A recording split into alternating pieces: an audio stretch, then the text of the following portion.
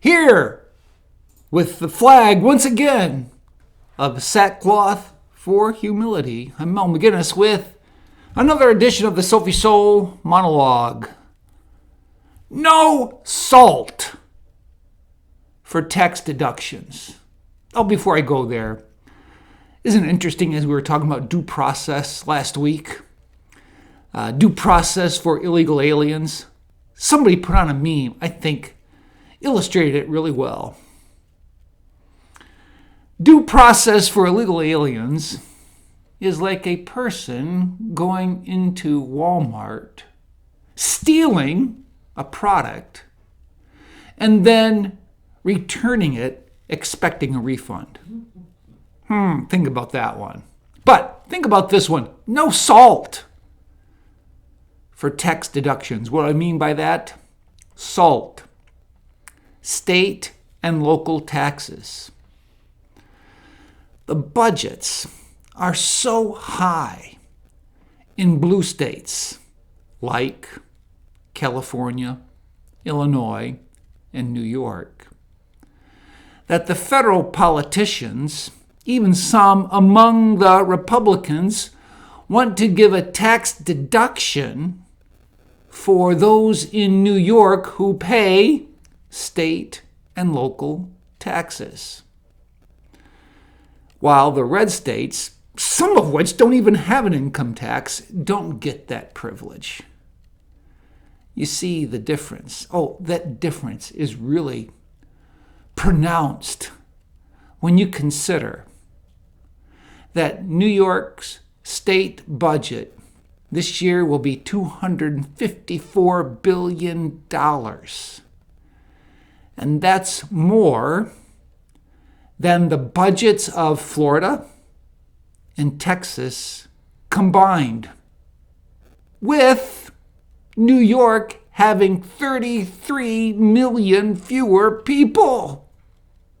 Yet the taxes are so high in state and local governments that there are those at the federal level who want to give people a tax deduction for the irresponsible fiscal policies of a state like ours in New York.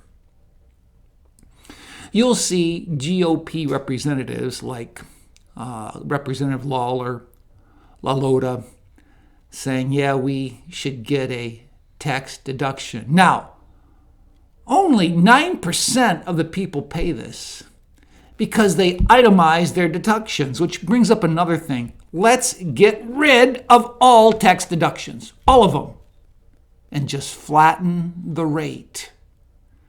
Make the system much more simplified and much more fair. In any event, here we see tax policy being very unequal.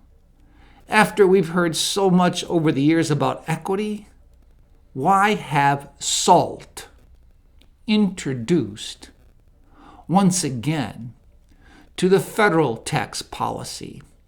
It was taken out during the first Trump administration, I believe. But now there's efforts to restore it.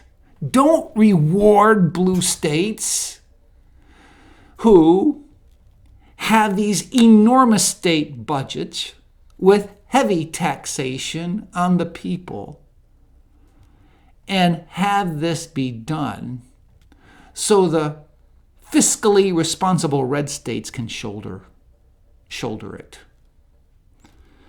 Something else interesting about New York State budget.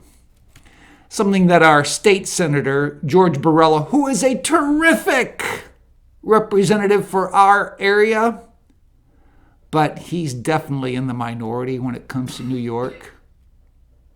Do you know that in the New York State budget, there is an $11 million set aside for private legal fees for officials in New York State?